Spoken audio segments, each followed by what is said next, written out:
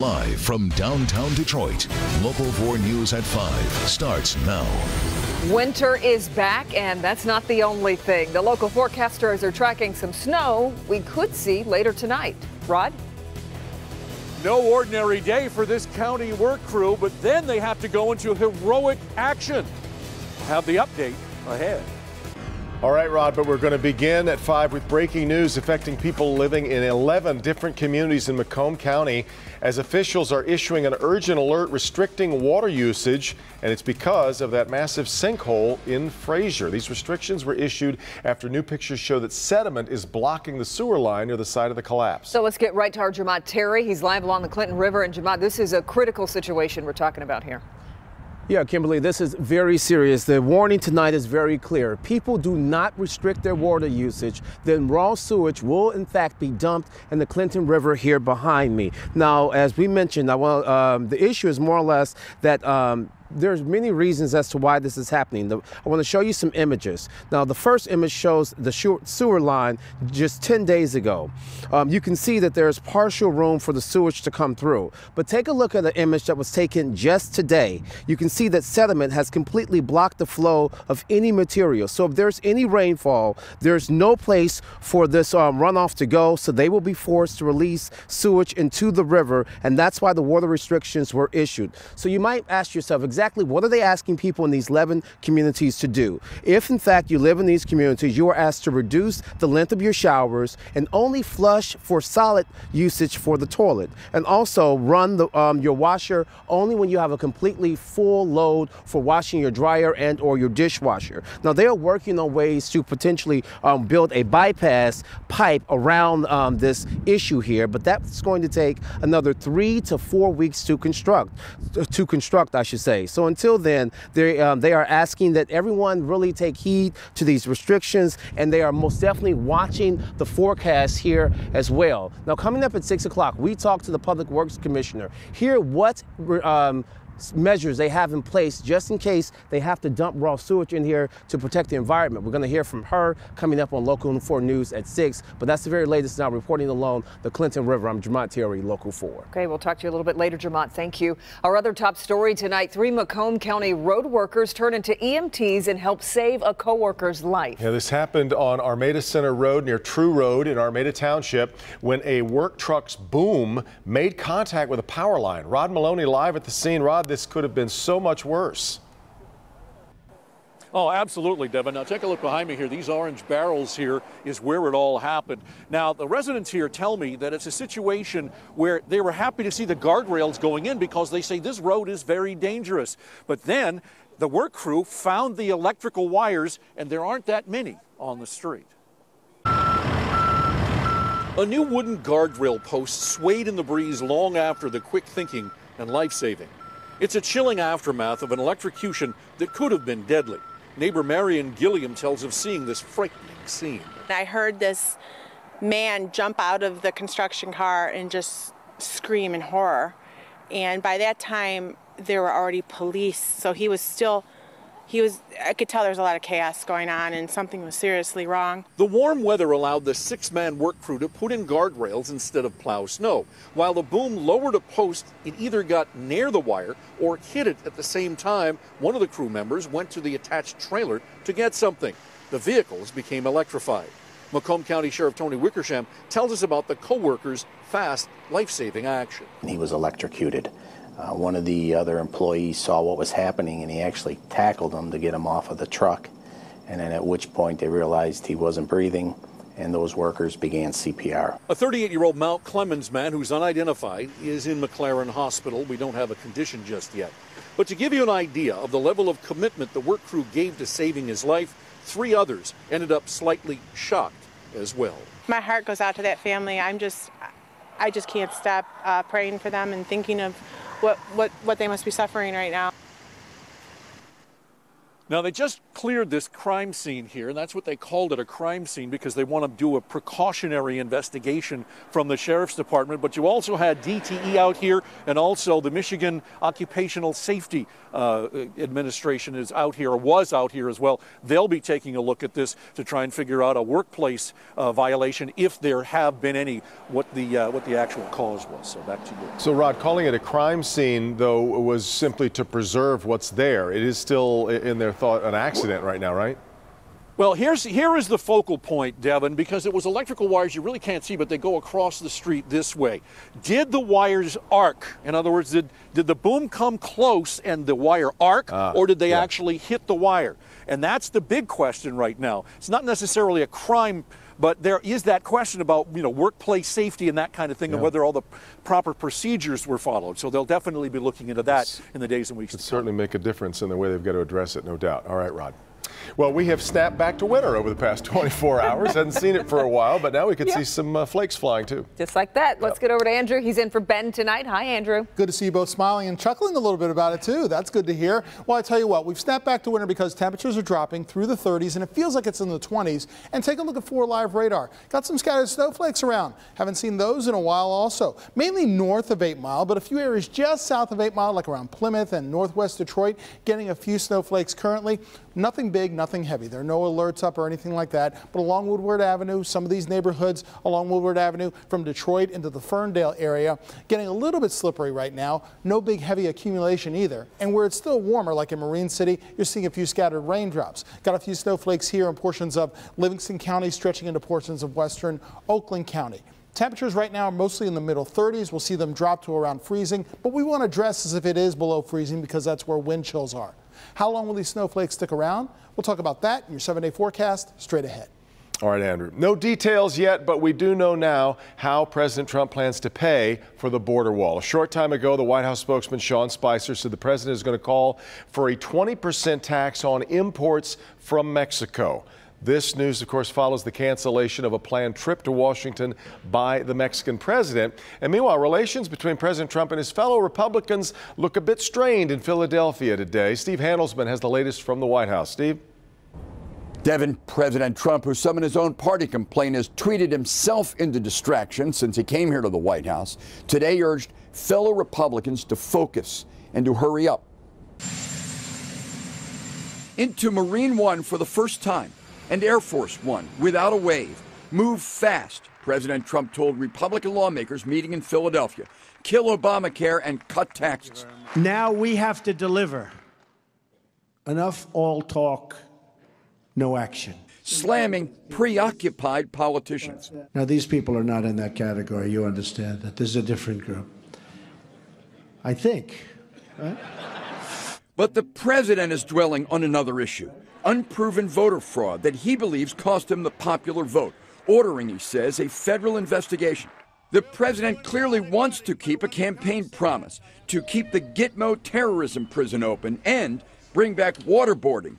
Convinced by experts, he told ABC News that the banned technique can produce usable intel. Does it work? Does torture work? And the answer was yes, absolutely. His Pentagon chief and CIA head reject that, and Republican leaders did today. And torture's not legal. And we agree with it not being legal. It's a problem for British Prime Minister Theresa May, who's on her way to the White House. We do not sanction torture. Mexican President Enrique Peña Nieto canceled his trip to D.C. after President Trump yesterday ordered the wall and repeated today that Mexico will foot the bill. President Trump said meeting now with Peña Nieto would have been fruitless. He said it was a joint decision to cancel what for recent previous U.S. presidents would have been a warm get-together with a close U.S. ally. At the White House, Steve Handelsman, Local 4. All right, Steve. Also today, Trump staffer Kellyanne Conway blasted claims that Tiffany Trump, the president's youngest daughter, was registered to vote in 2 states. Rolls in both New York and Pennsylvania list her as an active voter. Conway claims that issue is, quote, flatly false. Brand new security camera video just into our newsroom. Detroit police say these are the two men who killed a clerk at an East Side gas station. It happened back on January 10th, and then they lit the place on fire. Let's get to Priya Mann live. And Priya, you've learned shocking new information about what happened after the clerk was killed. Tell us about that. Well, Kimberly, Detroit police say these two robbers hid the body. Then they helped another customer before setting the place on fire. And tonight, the search is intensifying for these two men. Take a good look at these two men. Detroit police are looking for both of them after a deadly gas station robbery earlier this month. Around 4 in the morning on January 10th, Detroit police say two men walked into this gas station in the 1900 block of East 6 Mile. A 37-year-old man was working at the time. Detroit police say the two men robbed the worker, then shot and killed him. After stealing money and a few items, they hid the body and helped another customer before rummaging for more stuff behind the counter. The robbers then lit the gas station building on fire and took off. Police later found the body of the 37-year-old clerk in the burned-out building. And Detroit police are hoping that customer who unknowingly was helped by these two robbers, they're hoping that person will come forward. Now, Detroit police say these two men armed and dangerous. If you see them, do not approach. Call DPD. Reporting live from downtown Detroit, I'm Priya Mann, Local 4. All right, Priya. The man who shot and killed a father moments after taking his son to school remains on the loose. Keenan Beard was shot in the head Wednesday morning after dropping his 6-year-old son off at Mark Twain Elementary School. The gunman was in the back seat of his SUV and shot him in front of the school. The shooter was wearing a bright orange hoodie, and police are still looking for leads in the case and hoping that if you saw something, you'll contact them. A section of I-75 in Oakland County back open after a fuel spill caused big problems for drivers earlier today. This was a mess. Around 7:30 this morning, a semi-truck crashed, spilling 240 gallons of diesel fuel on northbound I-75 at 696. It took crews more than 4 hours to clean up that spill. Fortunately, nobody was hurt. Detroit taxpayers could be missing out on a lot of money, and the city wants to make sure that you get what's coming to you. New tonight, what you may miss while doing your taxes that's worth up to $6,000. Hi, Doc. Considering a cleanse or a fast, I'm Dr. Frank McGeorge. See why you might want to boost your body's natural detox instead. I'll show you how tonight in Good Health. The move has already started for the Vietnam Veterans of America Chapter 9, moving from its longtime home. But there's still some difficulties involved. I'll explain. What's that? New at 6. Sharing the wealth. UAW workers are deciding how to spend some pretty nice profit-sharing checks from Ford and Fiat Chrysler. New at 6, the impact it could have on our local economy. Also chilling moments for a clerk at a 7-Eleven in Oakland County as a robbery turns downright creepy. That's coming up at 6. Well, if you've driven down Woodward through Midtown, you've no doubt noticed this building right here with a huge helicopter on the front. For decades, Chapter 9 of the Vietnam Veterans Association has helped homeless vets and helped clean up what was known as the Cass Corridor. But now it's time to leave the place that they've been calling home. Our Paula Tutman shows us why they're moving and why they aren't really upset about it. Indeed, Chapter 9 of the Vietnam Vets of America is moving from its longtime home at Woodward and Temple. They're not being pushed out just because the stadium is coming in right there. They say, in their words, they were made an offer they just couldn't refuse. Yeah, the move is bittersweet. Part of the bitter is the fact that they've got things like this granite wall they say that they'd like to take with them. And of course, there are those two murals on the side.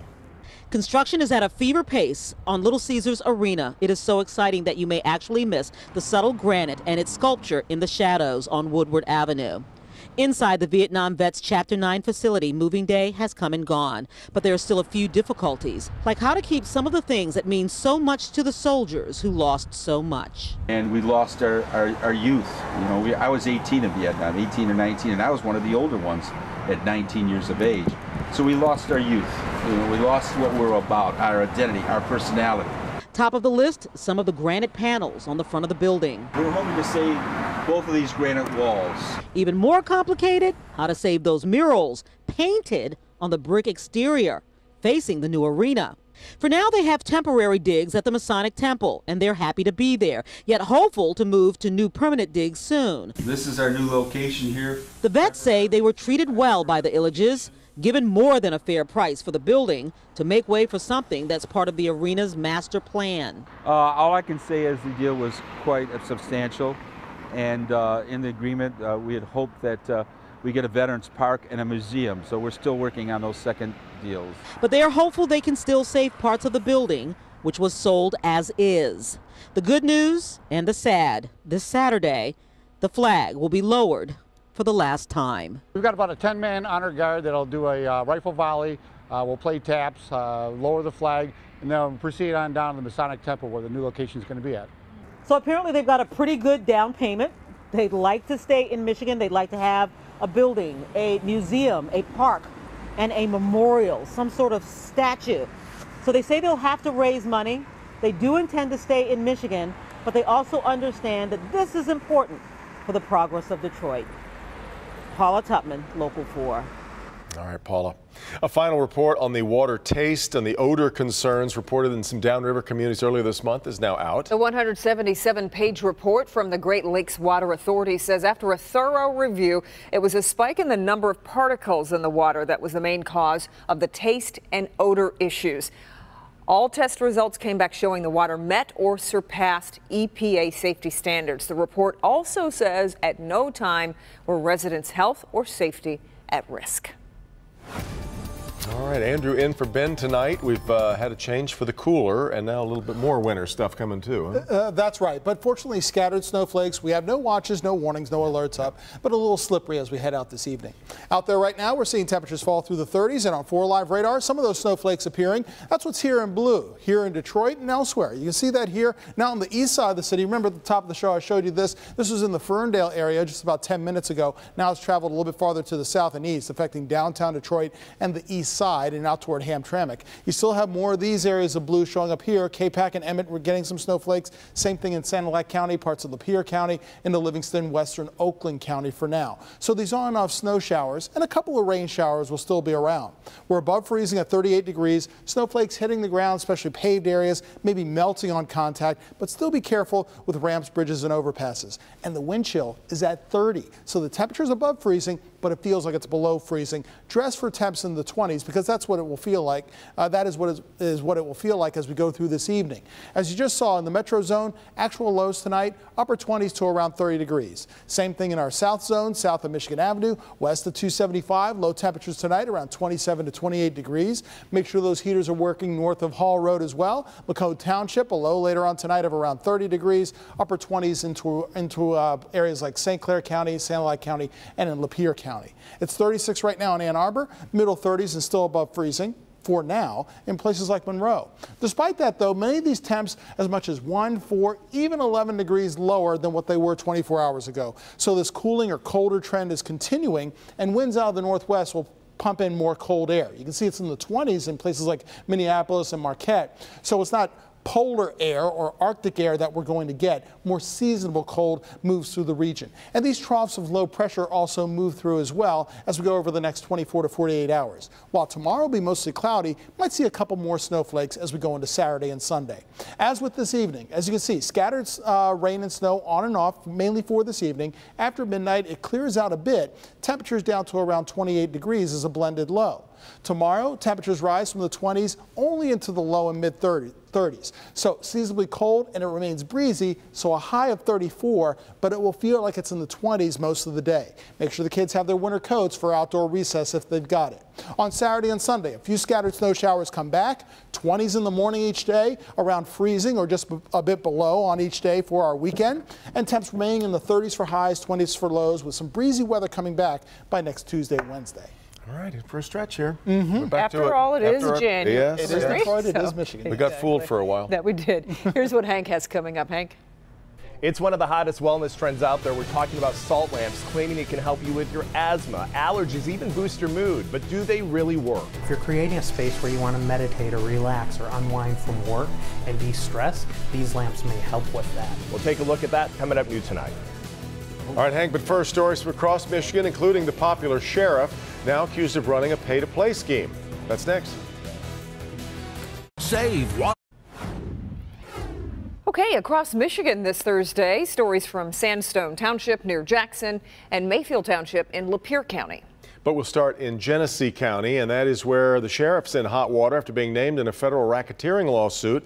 The lawsuit filed on Wednesday claims Sheriff Robert Pickel deputized residents in exchange for money and power. The suit says Pickel took payments of $65 to $300 for deputizing people. Pickel's also accused of deputizing certain people in an effort to boost his political power. A process server management company is also named in the suit, which Pickel says has no merit. A semi hauling potatoes overturns on a stretch of I-94, sending its driver to the hospital. The crash happened this morning on I-94 in Sandstone Township, that's near Jackson. The 59-year-old driver from Ohio was taken to a hospital with minor injuries. Police say the truck went off the road over an embankment and overturned onto its side. No other vehicles were involved. The Michigan Supreme Court turns down an appeal from Detroit Edison in a dispute over firefighting fees. Detroit Edison, part of DTE Energy, refused to pay the roughly $60,000 it was charged by Mayfield Township. It was for 25 runs firefighters made over a 2-year period. Edison argued that those charges are unreasonable, but the state appeals courts ruled last year that Edison's property, such as poles, power lines, transformers, was involved in the fire responses in some way. New at 5:30. Considering a cleanse or a fast, I'm Dr. Frank McGeorge. See why you might want to boost your body's natural detox instead. I'll show you how, coming up in Good Health. Inching closer to midnight, scientists reset the dreaded doomsday clock. What they say is happening that's bringing the world closer to catastrophe. It's estimated Detroiters leave $80 million with the feds every year, and you could have thousands of dollars in unclaimed tax refunds. If y'all don't file your taxes, I'm coming to find y'all. Go file your taxes today. Mayor Mike Duggan launches a new program with hundreds of volunteers and new locations to help you file on time. It's dinner time. Live from downtown Detroit, Local 4 News at 5:30 starts now. You could be missing out on thousands of dollars in your upcoming tax returns. How the city of Detroit is now working to make sure you don't miss out on what could be a big payday. Every year, Detroiters leave $80 million with the federal government. So that means thousands of homeowners missing out on a chance to get up to $6,000 back. Priya Mann joins us with more. And Priya, the city is trying to get the word out now so that homeowners can maximize their tax returns this time around. Devin, we're talking hundreds of volunteers, new free tax preparation sites, even a call center where you can schedule a free appointment. There's a lot of ways, a lot of Detroiters and a lot of organizations partnering to make it as easy as possible to you to get your hard-earned money. So important that you get back what you earned and what you worked hard for. Mariah Allen is a single mom of 2 kids with a third on the way. She got thousands after applying for the federal earned income tax credit. It'll help me catch up on past bills, help me get ahead on other bills, and help me purchase this home, which is so important to the expansion of my family. But turns out she's one of the few cashing in. It's estimated every year 26,000 eligible Detroiters don't apply, leaving $80 million with the feds. Mayor Mike Duggan wants to help make it easier for you to get your piece of the pie. The wealthy have all kinds of tax breaks. People of lower income have one tax break. It's the earned income tax credit. And you can get back more from the federal government than you paid in taxes. 500 Detroiters, including this DPW employee, have gotten trained to help you file correctly. When somebody give me knowledge, I take it and run with it. So I appreciate the knowledge that I got, and I'm running with it. The United Way is joining the city's effort. You can call 211 to schedule a free tax preparation service. The Accounting Aid Society will have more than 30 locations open 5 days a week. Last year I did file online, but I believe I didn't get everything back that I possibly could have that I'm sure that this young man could help me with. In Mariah's case, that extra money will go towards a new home. For others, it may help pay your utility bills or create a nest egg for yourself. There's a lot of options and a lot of ways to get help. Reporting live from downtown Detroit, I'm Priya Mann, Local 4. Well then, Priya, the best way for people to find out what services might be near them. Well, we've got a link up on clickondetroit.com. In some cases, it's as simple as putting in your zip code, and that can get you a tax preparation site closest to you. But that DPW worker, she says she's already had 10 people who've asked her for help. So who knows, you might be working with a volunteer. Yeah. All right, Priya. The results of 2 rape kits has now led to criminal charges for a Port Huron man, 46-year-old Anthony Thornton. He's now charged with kidnapping, multiple criminal sexual conduct, and unlawful imprisonment. Thornton is accused of raping a homeless woman inside an abandoned house in Detroit back in April of 2010. A rape kit processed in March identified his DNA. He's also accused of raping a woman at a friend's Detroit home in March of 2011. The rape kit in this case was processed recently.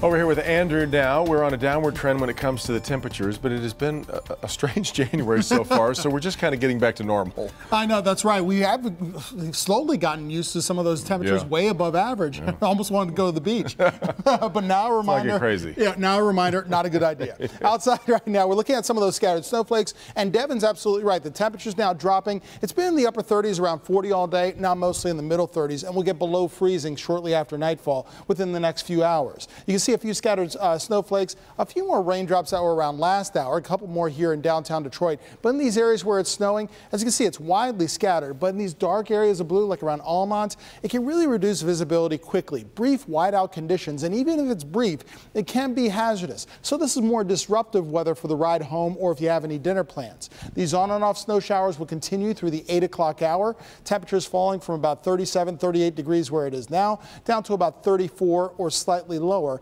by 8 p.m. and afterward. What happens after that? Temperatures keep falling. We'll talk about how cold it gets tonight and how long this seasonably cold weather sticks around in just a few minutes.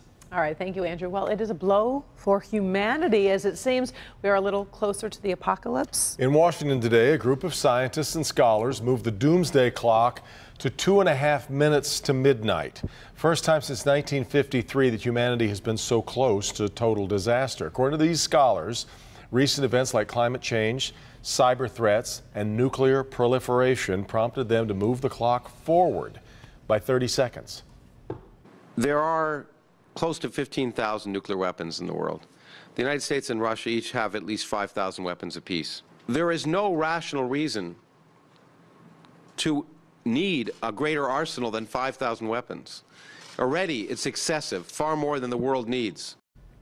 The doomsday clock was at 2 minutes to midnight in 1953 during the Cold War with the Soviets. Authorities in New Hampshire say they believe a man who died in a California prison was responsible for 4 murders in their state. Bob Evans was serving a 15-year sentence when he died in 2010 after admitting to killing his wife. But now, investigators believe Evans, who had at least 5 different names during his life, also killed his girlfriend and 3 girls in New Hampshire in 1981. The bodies of 2 victims were discovered back in 1985. Investigators are hoping that by releasing this new information, they'll be able to solve those cases. Florida couple is in custody tonight after being captured on camera passed out in their SUV at a gas station. Gas station customer says he noticed the car was running, and when he got closer, he saw the man and woman slumped over in the SUV. It's what he saw in the back seat that had him calling 911. When I got closer and examined and seen there was kids in the back, I was like, okay, I got to call the cops. Officers found meth, heroin, and a syringe with a brown liquid inside, all next to a bottle of baby formula. The father admitted to using drugs before arriving at the gas station and told police he had recently lost his job and was selling drugs to make money. The children are tonight with relatives. Now to good health. Americans spend millions of dollars every year on various detoxes, fasting, products that promise some type of inner cleanse. But experts say that money could be better spent on boosting your body's own detox system. Our Dr. Frank McGeorge is here to explain. Many people don't realize our liver actually provides a natural detox, but a poor lifestyle or diet can impair its function and even cause permanent damage. Toxins enter our bodies every day, and the liver is responsible for processing and removing them. When people eat poorly, drink too much alcohol, and don't exercise, the liver can't keep up. Instead of really spending your money on all these cleanses and all of these things that probably won't do much, my suggestion is always to spend your money on healthy foods and get the right foods that can actually help strengthen the liver. Cleveland Clinic registered dietitian Kristen Kirkpatrick says in addition to eating a well-balanced diet, you can incorporate foods that improve liver function and the detoxification process. Cruciferous vegetables in particular, like broccoli and Brussels sprouts, have been shown to benefit the liver. Research also finds coffee is good for the liver. Kirkpatrick says it has protective qualities and it can reduce symptoms and damage done by non-alcoholic fatty liver disease. Probiotic yogurt may also be helpful. Kirkpatrick says feeding your liver what it loves can help your body get back on track. What are some of the things you might be feeling once you start really feeding your body right and feeding the liver right? Increased energy is one that I hear from my patients all the time. I just feel more energy. I feel more vibrant. I feel better. Sugar and excess alcohol are especially damaging to the liver, as well as anything that spikes your insulin, like white grains, white pasta, and white rice. Obesity is also very hard on the liver. It can lead to scarring or cirrhosis, and even liver cancer or liver failure. So keep those portions in check. Back to you. All right, thank you, Doc. President Trump is fulfilling campaign promises to build a wall at our southern border and crack down on undocumented immigrants. That includes a crackdown on sanctuary cities. Those communities shield undocumented immigrants from deportation. Some local officials are now threatening legal action to stop the president. But there are many people across the country that applaud his moves, including a mother living outside of Houston whose son was beaten and burned by an undocumented immigrant from Belize. I'm sorry. Get in line and come in the front door and welcome to America. The law's in place and you have to enforce it. It's just as simple as that. It's not about color or where you're from or anything else. It's simply about legal or illegal. We'll have more of her story as well as the story of an undocumented mother who fears being deported and separated from her son. That's tonight on Nightly News at 6:30.